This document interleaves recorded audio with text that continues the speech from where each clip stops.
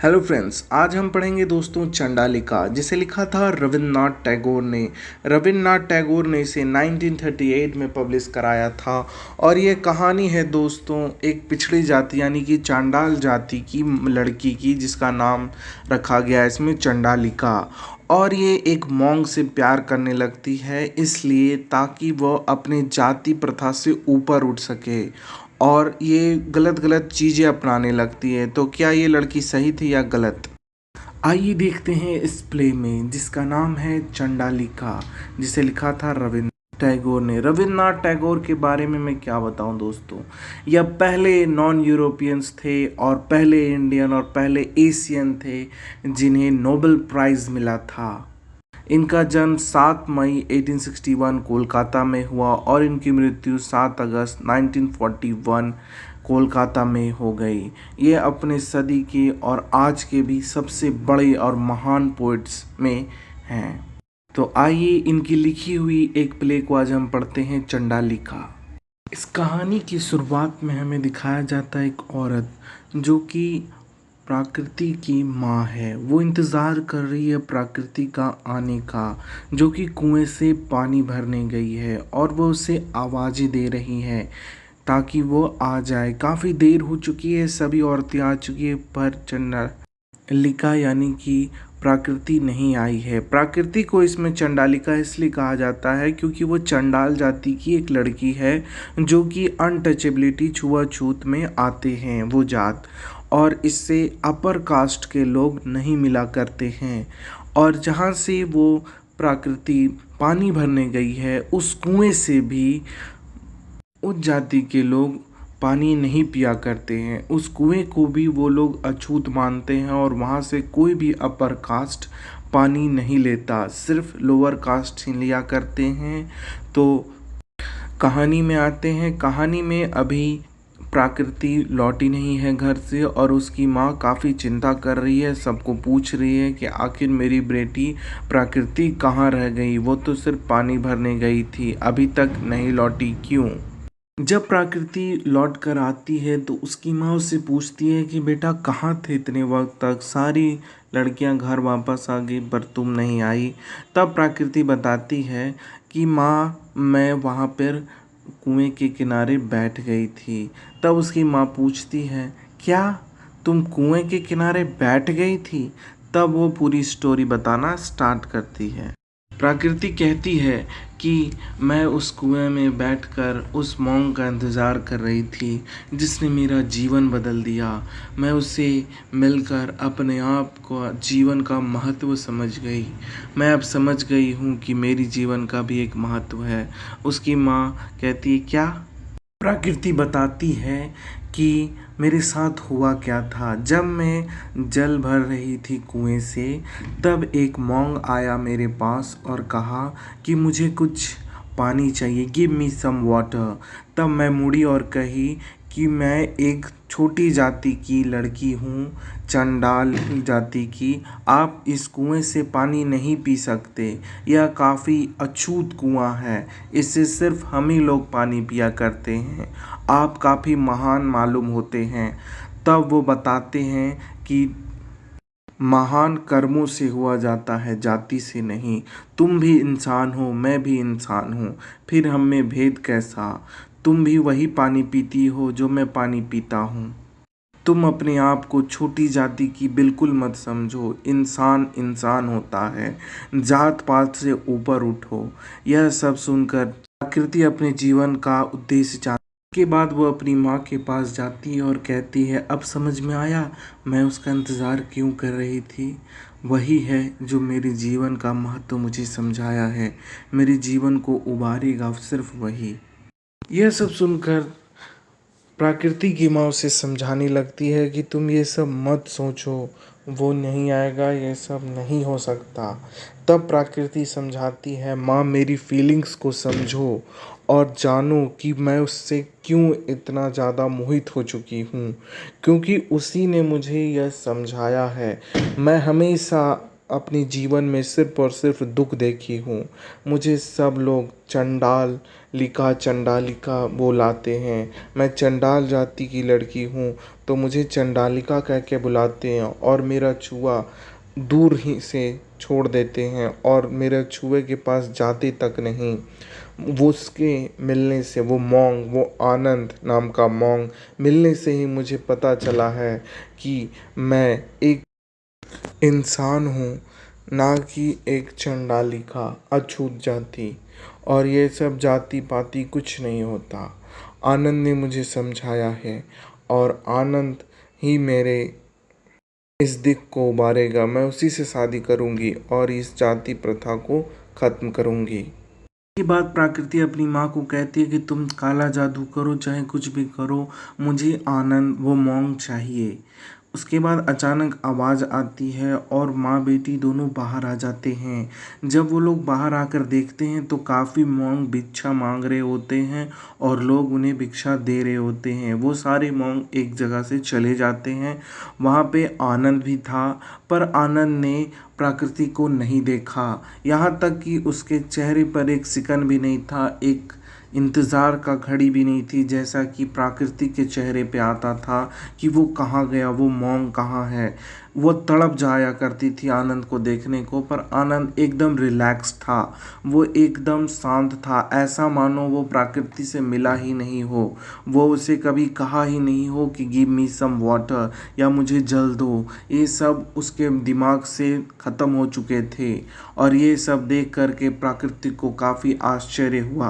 प्रकृति ने कहा कि मुझे वो एनी हाउ चाहिए माँ, मैं उसके बिना नहीं जी सकती, मैं मर जाऊंगी पर उसी से शादी करूंगी, मैं आनंद से ही शादी करूंगी।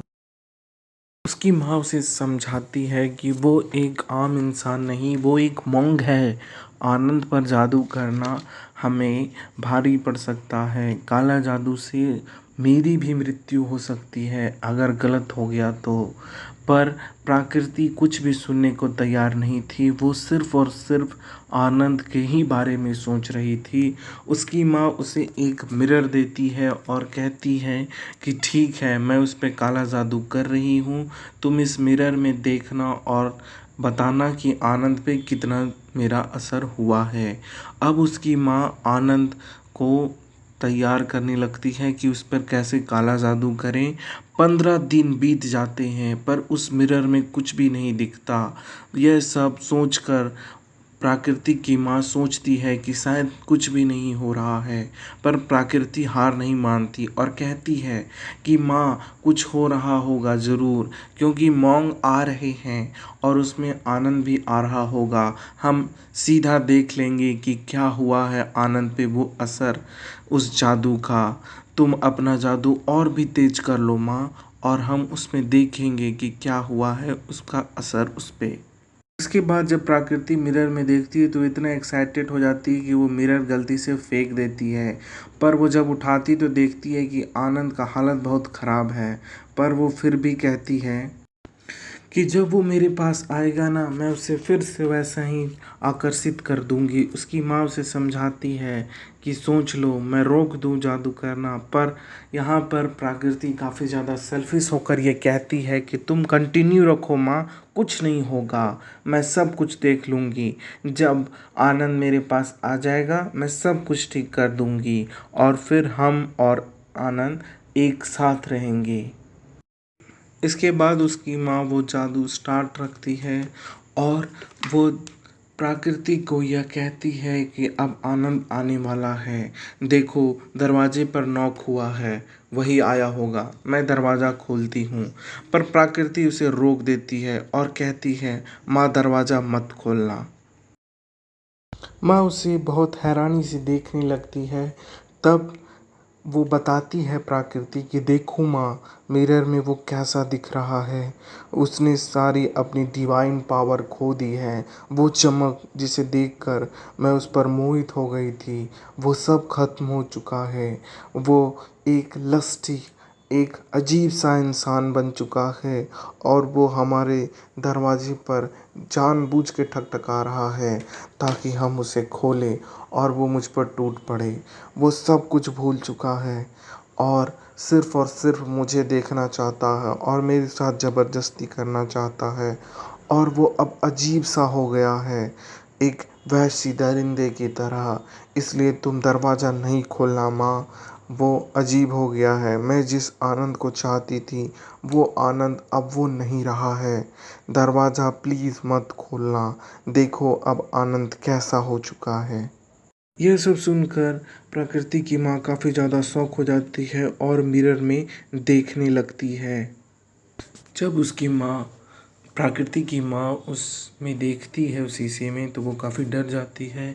इधर प्रकृति और उसकी माँ आनंद के आने की तैयारी करती हैं और इधर क्या हो गया था, प्रकृति अपने लिए पूरा अच्छे से अपने घर में ये रंगोलीज़ बनाती है दोस्तों, और काफ़ी सुंदर सुंदर सी रंगोली बनाकर वो नृत्य करती है और उसकी माँ का काला जादू होते हुए देखती रहती है।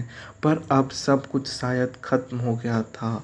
उसका प्रिपरेशन, वो प्रकृति का प्रिपरेशन कि रंगोली बनाना और नृत्य करना, जब तक मेरी माँ का जादू चल रहा है और जब तक आनंद नहीं आ जाता, उसका सारा प्रिपरेशन धरा का धरा रह जाता है और आनंद आ जाता है। इसके बाद जब प्रकृति की माँ देखती है कि आनंद बहुत दरवाज़ा खटखटा रहा है, तब वो खोल देती है और फिर वो लोग देखते हैं कि आनंद एक ब्लैक कपड़े में उनके सामने एक अगली सा फेस लिए खड़ा है। और प्रकृति को बहुत गिल्ट महसूस होता है। वो उससे क्षमा मांगने लगती है आनंद से और कहती है कि तुम्हारी ये दुर्दशा मेरे कारण हुई है। मैं ही थी जो तुम्हें पाने की चाह में अपनी माँ से काला जादू करवा बैठी, मुझे माफ़ कर दो।